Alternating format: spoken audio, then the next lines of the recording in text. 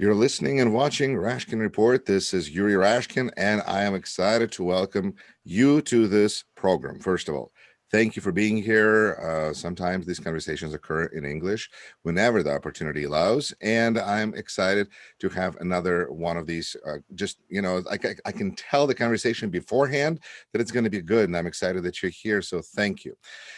Anyway, subscribe to the channel, support this on Patreon, Rashkin Report.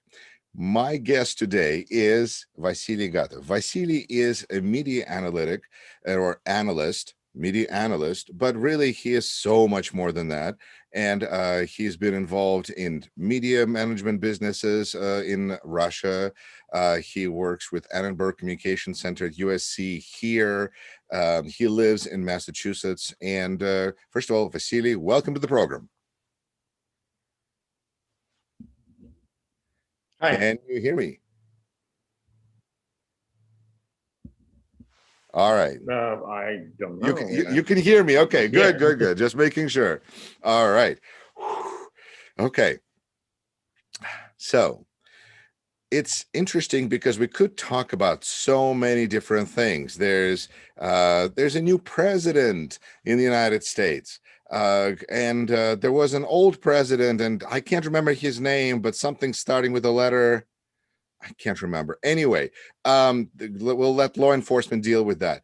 But I think the big event that is upon us now, politically, news-wise speaking, are the major protests that are scheduled to occur in Russia this weekend, Saturday, January 23rd, and give or take, because I was looking to get another guest on this program from Moscow, and the person said, no, sorry, the situation's a little tense, or more than a little tense, and I can't. So, yeah. So, what are your thoughts? Well, Russia is facing probably the most significant political uprising since 2011, 2012. It is different from the protests a decade ago because those were connected with the irregularities or falsification during electoral process, and people were, as in many countries where elections are held and democracy is a method of government, and the people were kind of genuinely angry that their voices were not counted, their opinion was not heard. And well, falsified. Today, what happens in Russia is very different because it's a person-related protest.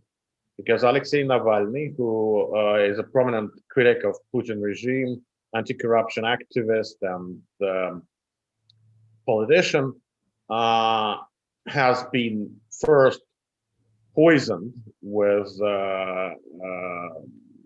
military-grade chemicals in Russia in August. He managed to survive, and while being on treatment and rehabilitation in Germany, he made an astonishing investigation on his own poisoning. With the help of international research group Bellingcat that analyzed OSINT data and helped to determine who were in charge of poisoning of Navalny. Then he bravely, heroically decided to return to Russia amid a direct threat to his life and freedom. His decision to return caused organizational panic in Moscow. The plane he used to fly from Berlin was diverted from one Moscow airport to another, creating a almost dramatic situation in airspace around the city. And as soon as he kind of reached the border of Russian Federation in the second airport, he was arrested. And then the police who detained him organized a literally monkey trial against all the rules and principles of Russian judiciary system. And he was sentenced to kind of 30 days of preliminary arrest, taken to one of the most secure Moscow prisons. But almost immediately after that, he did something that he never done before. He published a film and a huge investigation about Putin's palace in the vicinity of town of Gelendzhik on Russian shores of Black Sea, on the Caucasus side of the Black Sea. This was not 100% original investigation. It summarized and exploited a lot of previously reported data about this palace. But what it did, this investigation, it also created a very clear and simple message that, interestingly enough, was heard by the younger generations of Russia. And as soon as Alexei was arrested, there began calls for a protest on Saturday, January 23, in order to express disgust with the actions of the government and demand the freedom for Alexei and, well, whatever can be demanded in this case. And the thing is that unlike all previous protests, the planned event tomorrow is being totally, almost unilaterally, unanimously supported by the Russian youth.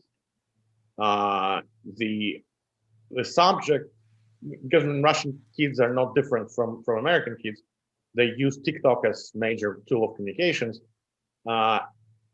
As of now, there is more than 1 billion views of political videos on TikTok that discuss the event on the 23rd and what they are going to do there. It is grossly outnumbering everything else.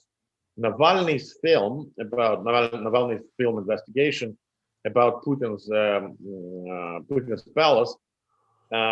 Just I took a look on YouTube stats half an hour ago, exceeded 58 million views in less than 3 days. That's kind of, it's only music videos from BDC that can compete with this. So we are facing an absolutely unknown for tomorrow. We don't understand how many people and children will take the streets. We know that the Russian officials, especially police and other law enforcement, are acting hysterically, arresting Navalny's associates and banning whatever they can ban. Russia-controlled social network Vkontakte had censored almost all conversation about that. And Russia threatening other social networks with huge fines and even blocks in Russia for the distribution of their content. So that's a big thing that may happen tomorrow. And first of all, I hope it will not be violent from either side. And second, it will have consequences. It will have what? And I mean, I just want to stop here. It will have. Did you say it will have consequence, or it will have? There will be. It will have all right. Consequences. All right. That's kind of what I was thinking. All right. Well, this was a great conversation. Thank you for watching. No, just kidding. I think Vasily just really did a fantastic job of laying out, summarizing the conversation we just had in Russian about this topic. And now I am nervously thinking of what is the next question that I can ask, because we know this is the cause is Mr. Navalny.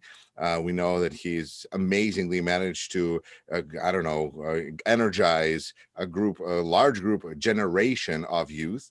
And now they are coming out to tomorrow after having watched his video, which was like, you know, if you think at the number of minutes watched, because, you know, YouTube calculates it that way too, then considering that Navalny video is like 2 hours long and BTC videos are quite a bit shorter, then, you know, stats probably could be even greater. But nonetheless, either way, there's going to be people out tomorrow in the middle of winter in Russia. This can lead to what? Good things? No.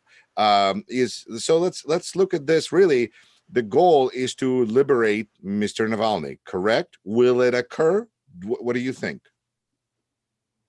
Well, I think it's broader. The liberation, physical liberation of Navalny and his associates is an important part of this, but mostly younger generation of Russia, I think, demands Putin's power system to make a step back, to allow more free and substantial political conversation in the country, including election. So especially because Russia will have parliamentary elections in September, and the whole campaign starts in less than 1 month. Vasily, are you telling me about real elections in Russia? Am I missing something? No, I mean, the problem is not that are they real or not. The problem is that Putin's government has, in last 10 years, established numerous limitations to all political freedoms for Russians. I mean, starting from acute limitations of free speech. I mean, I usually use the example of Chapter 4 of Russian media law that originally was named kind of limits of free speech, or I don't remember how it's said in English. О недопустимости злоупотребления свободой слова, inadmissibility of the violations of freedom of speech. And when the law was written in 1991, the whole list of issues that Russian media law kind of called inadmissible, in terms of you couldn't use them in press or in open public conversation, has 31 words, and that was clearly a copy of what the European Declaration of Human Rights has been including, the same number of issues. I mean, you can't propagate war, you cannot call for violence, you cannot kind of disgrace people of other race or ethnicity or religion. So it was 31 words totally in this article. They started to edit in terms of add to it with the very first days of Putin's government. And now this Article 4 that limits freedom of speech in Russia has 1,680 words. So You can it's say been a lot when expanded. 16. You can say a lot in those 1600 words. Yes, yes. It was expanded critically, including things like you cannot speak about suicide in Russia. You cannot explain what happened with the person who committed suicide. You cannot speak about. You cannot criticize religion in any form, except those religions that government wants to criticize. You cannot, because you can offend the feelings of the believer. You cannot. You must try. Feelings of believers are a very real thing in Russia. Yeah, and so on and so on. Yeah. And also, it's not the only law that limits freedom of speech. I mean, there's extremist legislation, legislation on who can own or manage mass media. So there's quite a number of that. But as far as elections are concerned, Russia has probably the most extensive list of exclusions in passive election rights. So they list about 25 categories of people who cannot be elected as official or as a representative. Most of these exclusions were done literally, personally, for Navalny to exclude him from participating in electoral process, and so on and so forth. So I think the younger generation, who was pretty ignorant to political issues before, primarily because they really didn't have either right to vote or interest in changing things.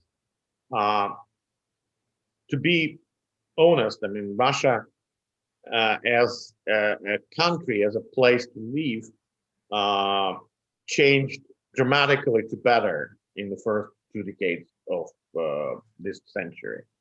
And Could that just be due to lack of war? There was no lack of war, it's war, peace. economic expansion. Yeah. Economic expansion, interest to catch up with the newest technologies, from government to transportation, from urban planning to communication. That I mean, even if you would take a very discrete look on what life in Russia was in 2000 and in 2021, definitely, I mean, we can find places where life got worse, but in 90.9% of places, life got better.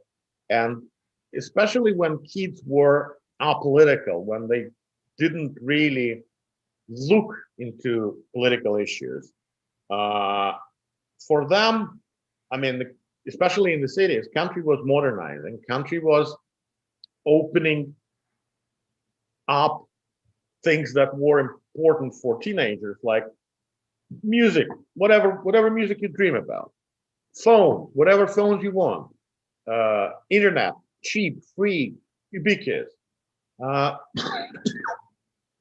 nightlife, perfect, 24/7.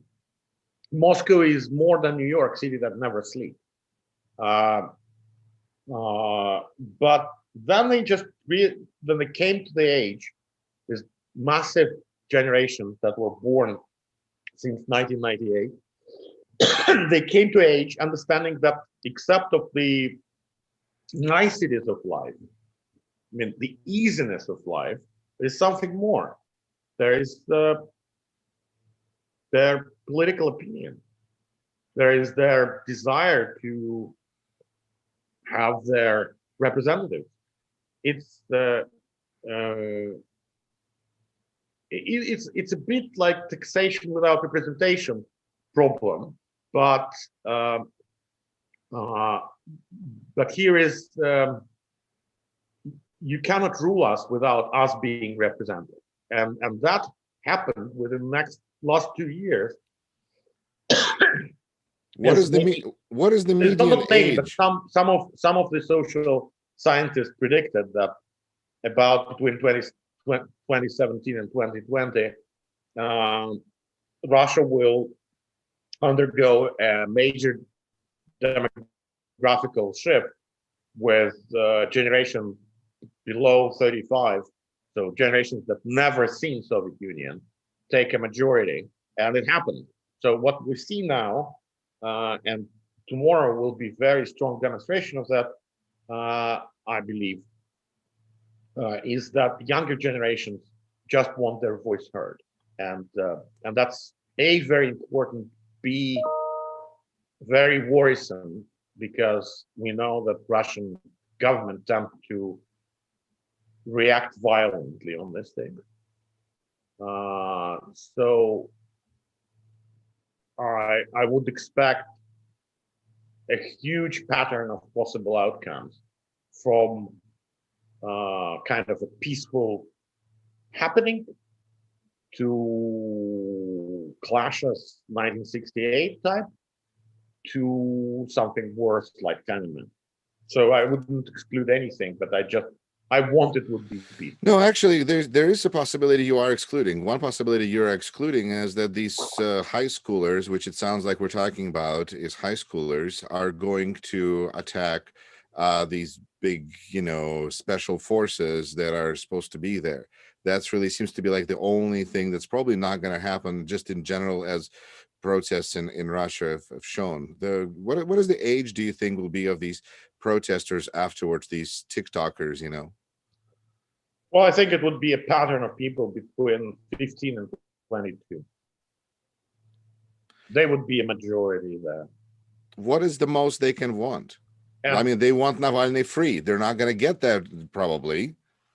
no, they want more than that. The freedom for Navalny is a nice reason to make all other political. It's a cause. It's demands. A cause of the hero. Yeah, it's like a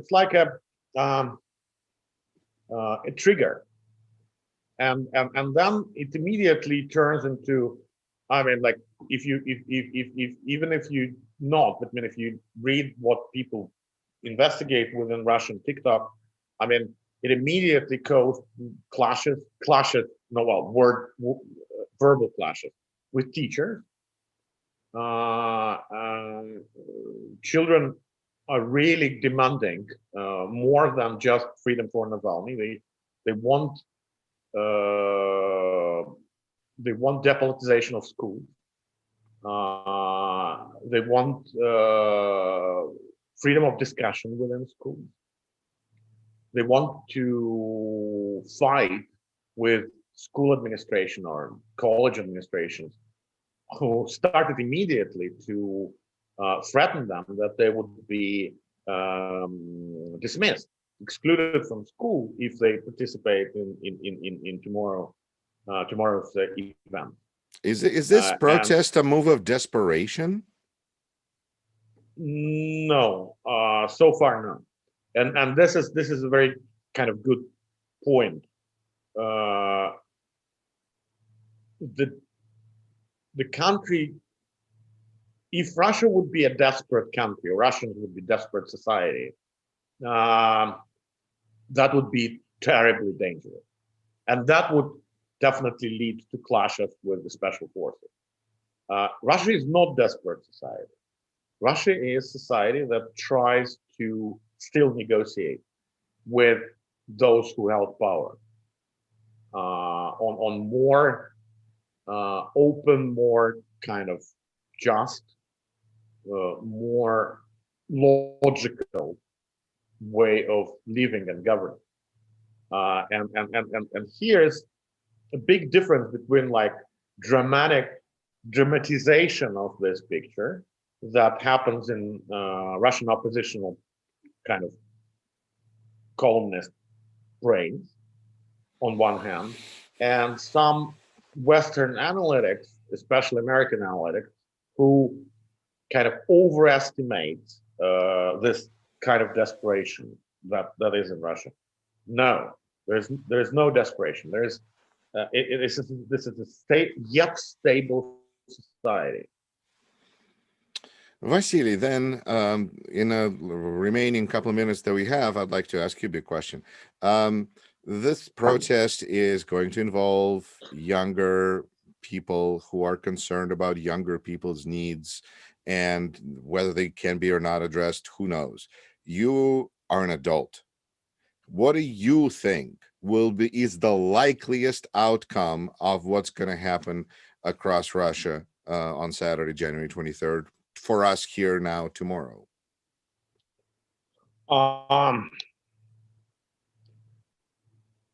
Well, as always, the likeliest outcome will be nothing. So nothing important, no changes.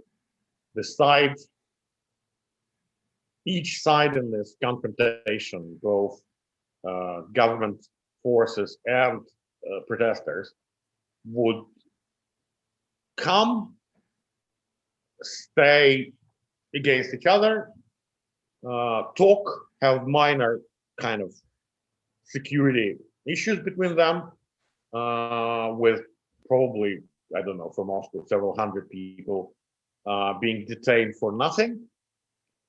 And the government would try to kind of push this protest down, because this is the only way for them to not back up, not kind of go for negotiations, but just, I don't know how to say it in English, пустить на тормоза.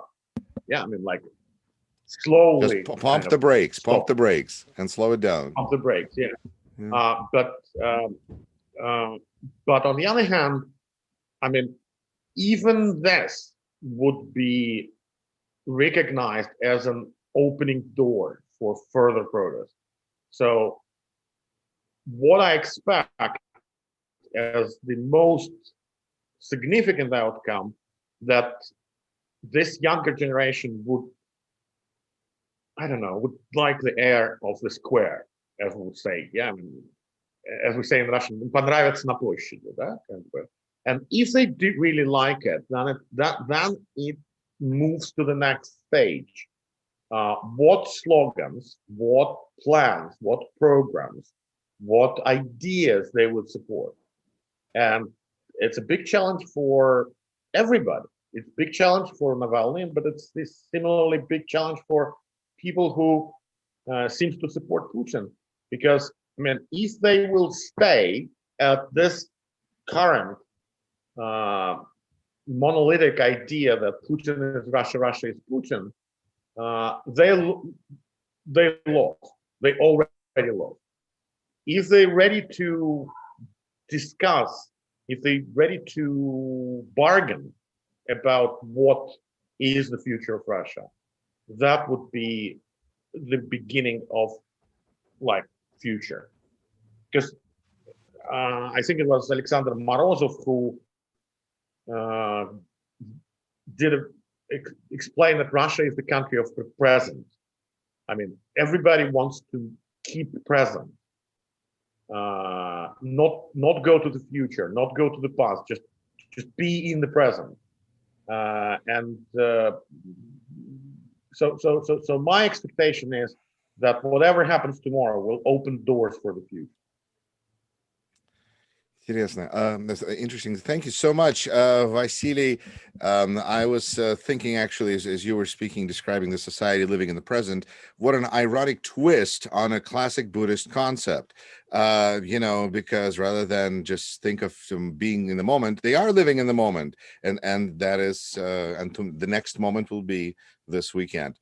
I'd like to thank my guest, Vasily Gatov, media analyst, and so much more, who spoke with us today from Massachusetts. This is Yuri Rashkin. You've been watching Rashkin Report. Please remember to subscribe for interesting conversations in English and in Russian. Until we meet again, thank you so much and take care.